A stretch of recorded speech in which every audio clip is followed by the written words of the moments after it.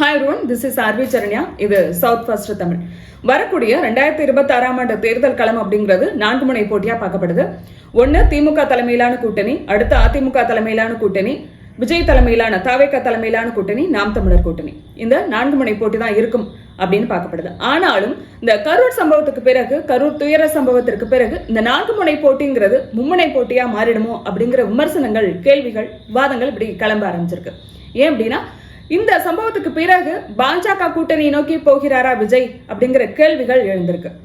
அப்படி ஒருவேளை அவர் பாஜக கூட்டணியை நோக்கி போனாரு, பாஜக கூட்டணியில அவர் இடம் பெற்றார் அப்படின்னா அவருடைய அரசியல் எதிர்காலத்திற்கு மிகப்பெரிய சவாலா இருக்கும், அவருக்கு மிகப்பெரிய பின்னடைவா அது பார்க்கப்படும் அப்படிங்கிற விமர்சனங்களும் கூடவே முன்வைக்கப்படுது.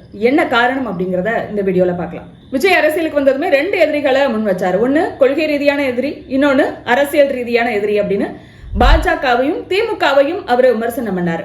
அவர் 20 நிமிஷம் பேசுறாரு அப்படின்னா அதுல 15 நிமிடம் திமுகவையும் 5 நிமிடம் பாஜகவையும் அவர் கடுமையா விமர்சனம் பண்ணாரு. ஏன்னா திமுக தான் வலுவான கூட்டணியோட இருக்கு, தொடர்ந்து பல தேர்தல்கள்ல வெற்றி பெறக்கூடிய ஒரு கட்சி, ஒரு ஸ்ட்ராங்கான கட்டமைப்பு இருக்கக்கூடிய ஒரு கட்சி, ஆளுங்கட்சியா இருக்கு அப்படிங்கிறதுனால அவர் திமுக எதிர்ப்பை கையில் எடுத்தாரு. இன்னொன்னு பாஜக எதிர்ப்பை கையில் எடுத்தாதான் தமிழ்நாட்டு அரசியல் களத்துல மக்கள் மத்தியில ரொம்ப எளிதா ரீச் ஆக முடியும் அப்படிங்கிறது விஜய்க்கு நல்லாவே தெரியும். அப்படிங்கிறதுனால திமுக எதிர்ப்பையும் பாஜக எதிர்ப்பையும் அவர் கையில் எடுத்தார். இதுக்கு முக்கியமா இன்னொரு காரணம், அப்பதான் நம்ம அதிமுக இடத்தை கூட பிடிக்க முடியும். ஏன்னா அதிமுக தொடர்ந்து பலவீனமா இருக்கு, அங்க இருக்கக்கூடிய தலைவர்கள் ஒரு சிலர் வெளியேறாங்க, அதிமுகவுல உட்கட்சி மோதல் இருக்கு, சில பிளவுகள் இருக்கு. எனவே நம்ம இந்த நேரத்துல திமுக எதிர்ப்பையும் பாஜக எதிர்ப்பையும் கையில எடுத்தோம் அப்படின்னா நம்ம 2ஆம் இடத்துக்கு கூட வரலாம் வரக்கூடிய 2026 சட்டமன்ற தேர்தல அப்படிங்கிற வியூகத்திலையும் அவரு இந்த 2 எதிரிகளையும் தன்னோட அரசியல் களத்துல தொடர்ந்து அவரு முன் வச்சுட்டே வந்தார். அதே போல எந்த காரணம் கொண்டும் இந்த 2 பேரோடையும் நான் கூட்டணி அமைக்க மாட்டேன், பாஜகவுடையும் கூட்டணி கிடையாது, அதே போல திமுகவுடையும் கூட்டணி கிடையாது, அடிமைகளோட கூட்டணி கிடையாது, அடிமைப்பட்டு நம்ம கிடக்க மாட்டோம். ஏன்னா நம்ம மாபெரும் மக்கள் சக்தி கொண்ட படை, நம்ம சுயமரியாதை கூட்டணி அப்படிலாம் சொன்னார். அதாவது பாஜகவோட கூட்டணி போறதே ஒரு அடிமைத்தனம் அப்படிங்கிறத வாய்ப்பு வரும்போதெல்லாம் விஜய் அப்பப்ப சொல்லிட்டே வந்தார். இதுக்கு விஜய் ரசிகர்கள் பயங்கர வரவேற்பு தெரிவிச்சாங்க. ஏன்னா ஒரு பக்கம் திமுக எதிர்ப்பை கையில் எடுக்கிறாரு, இன்னொரு புறம் பாஜக எதிர்ப்பையும் கையில் எடுக்கிறாரு. வரக்கூடிய 2026 ஆண்டு சட்டமன்ற தேர்தலை இவர் அதிமுக கூட்டணி அமைச்சு போட்டிக்கிட்டா அது திமுகவுக்கு சவாலா இருக்கும் அப்படின்லாம் சொன்னாங்க. இந்த நிலையில அதிமுக தாவேகா கூட்டணி பேச்சுவார்த்தை நடத்துறாங்க, தொகுதி பங்கீடு பத்தி பேசுறாங்க, முதலமைச்சர் வேட்பாளர் பத்தி பேசுறாங்க. இப்படியான விஷயங்கள்லாம், இப்படியான உறுதிப்படுத்தப்படாத தகவல்கள்லாம் அப்பப்ப செய்திகளை வர ஆரம்பிச்சது. இந்த நிலையில தாவேக அதிகமான தொகுதிகளை எதிர்பார்க்கிறதுனால அதிமுகவால தாவேகாவோட கூட்டணி அமைக்க முடியல, அதனால அவங்க பாஜகவோட கூட்டணி போயிட்டாங்க அப்படின்னு சொல்லப்பட்டது. ஆனா அதிமுக பாஜக கூட்டணி அமைந்ததும் அது பொருந்தாத கூட்டணி, சந்தர்ப்பவாத கூட்டணி அப்படின்னு விஜய் விமர்சனம் பண்ணாரு. எம்ஜிஆர் தொண்டர்கள் இதை எப்படி ஏத்துப்பாங்க, அவங்களுடைய மனநிலை எப்படி இருக்கும் அப்படிங்கிறத என்னால புரிஞ்சுக்க முடியும். எனவே வரக்கூடிய 2026 ஆண்டு சட்டமன்ற தேர்தல்ல யாருக்கு வாக்களிக்கணும் அப்படிங்கறது அவங்களுக்கு நல்லாவே தெரியும் அப்படின்லாம் விஜய் பேசினாரு. எனவே பாஜகவோட அதிமுக கூட்டணி சேர்ந்ததும் அவர் அதிமுகவை விமர்சனம் பண்ணார். எம்ஜிஆர் ஆரம்பித்த கட்சி இன்னைக்கு எப்படி இருக்கு, அடிமைப்பட்டு கிடக்குறாங்க அப்படிலாம் விஜய் பேசினார். நீட்டு ஒழிக்கப்பட்டதா, கல்வி நீதி கொடுக்கப்பட்டதா, தமிழகத்துக்கு தேவையான விஷயங்களை பாஜக பண்ணியிருக்கான், இப்படியான கேள்விகளையும் அவர் பாஜகவை நோக்கி தொடர்ந்து கேட்டுட்டே தான் இருந்தார். இந்த நிலையில விஜய் தலைமையில 3வது கூட்டணி அமைக்கப்படும். அந்த கூட்டணியில டிடிவி தினகரன் இடம்பெறுவாரு.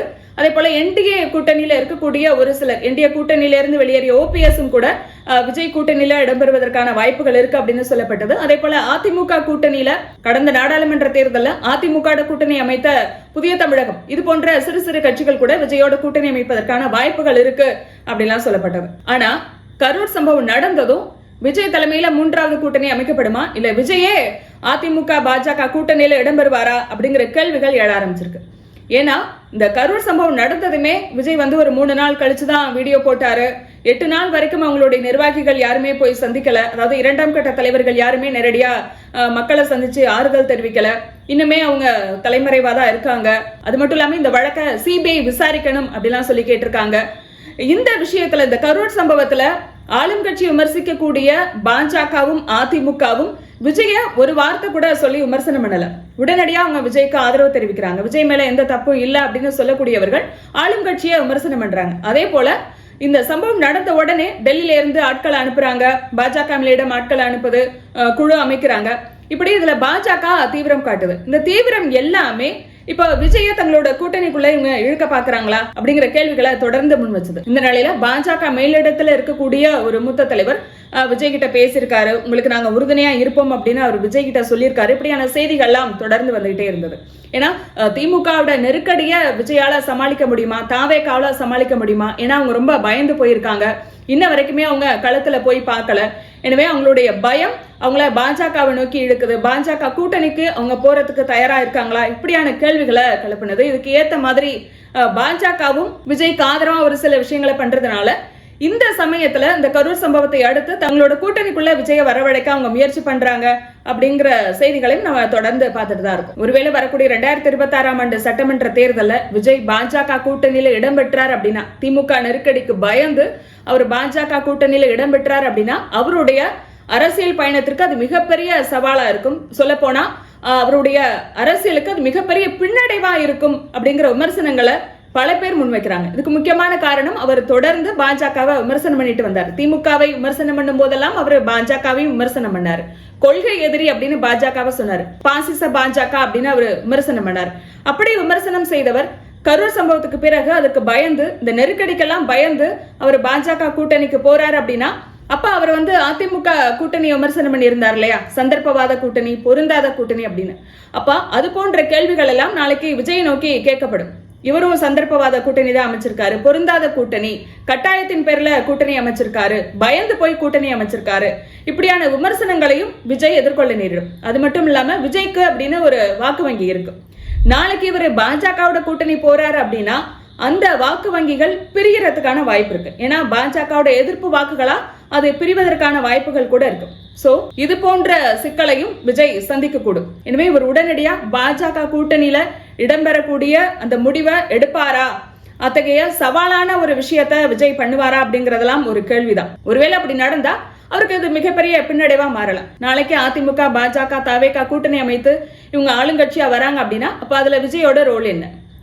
அதிமுக பாஜக இரண்டுக்கும் ஈடா விஜயால அதிகாரம் செலுத்த முடியுமா? ஏன்னா கரூர் சம்பவத்திலே அவர் பயந்து போயிட்டார். அப்படிங்கும் போது இந்த ரெண்டு பேருக்கும் ஈடா அவரால் ஒரு ஆளுங்கட்சியில இருந்து கொண்டு இவரால் அதிகாரம் செலுத்த முடியுமா? இப்படியான பல கேள்விகள் இருக்கு. அதே போல இவர் வரும்போதே மாற்றத்தை கொண்டு வருவேன் அப்படின்னு சொன்னார். எனவே நடுநிலையாளர்களும் திமுக வேண்டாம், அதிமுக வேண்டாம், பாஜக வேண்டாம் இப்படி நினைக்கக்கூடியவர்கள் விஜய் பக்கம் போலாம், விஜய்க்கு வாக்களிக்கலாம் அப்படின்னு இருந்திருப்பாங்க. எனவே இந்த நேரத்துல பாஜகவோட விஜய் கூட்டணி போறாரு அப்படின்னா அப்ப இந்த ஓட்டையும் விஜய் இழக்க வேண்டியிருக்கும், இந்த வாக்குகளையும் அவரு இழக்க வேண்டி வரும். ஒட்டுமொத்தமா விஜய் மீதான நம்பகத்தன்மை கேள்விக்குள்ளாவதற்கும் வாய்ப்புகள் இருக்கு. இவர் அரசியலுக்கு வரும்போதே இவர் பாஜகவோட பி டீம் அப்படிங்கிற விமர்சனங்களை எல்லாம் திமுகவினரே முன் வச்சாங்க. எனவே அதுக்கு ஏத்த மாதிரி இவர் பாஜகவோட கூட்டணி போறாரு அப்படின்னா அப்ப பாஜகவோட பி டீம் தான் விஜய், பாஜக சொல்லிதான் அவர் அரசியல் கட்சி ஆரம்பிக்கிறாரு, இப்படியான விமர்சனங்களையும் கூட தேர்தல் களத்துல அவர் சந்திக்க வேண்டி வரும். எனவே இப்படியான விமர்சனங்களை எல்லாம் கடந்து தனக்கு சவால் இருக்கும், தனக்கு நெருக்கடி இருக்கும், இப்படியான விஷயங்களை எல்லாம் கடந்து வரக்கூடிய 2026ஆம் ஆண்டு சட்டமன்ற தேர்தலில் ஒரு பாஜக கூட்டணிக்கு போவாரா, அதிமுக பாஜக கூட்டணியில விஜய் இடம் பெறுவாரா அப்படிங்கிற கேள்விக்கு விடை இன்னும் சில நாளையில கிடைச்சிடும். இதை பத்தி உங்களோட கருத்து என்ன அப்படிங்கிறத கமெண்ட்ல பதிவு பண்ணுங்க. மறக்காம சப்ஸ்கிரைப் பண்ணுங்க.